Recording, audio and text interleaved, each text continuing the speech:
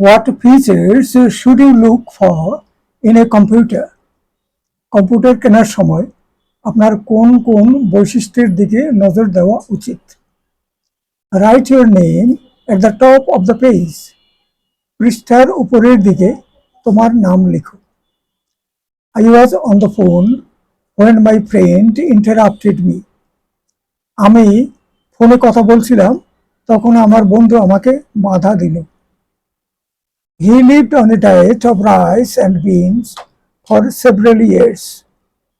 তিনি কয়েক বছর যাবৎ শুধুমাত্র ভাত ও বিন খেয়ে বেঁচে ছিলেন।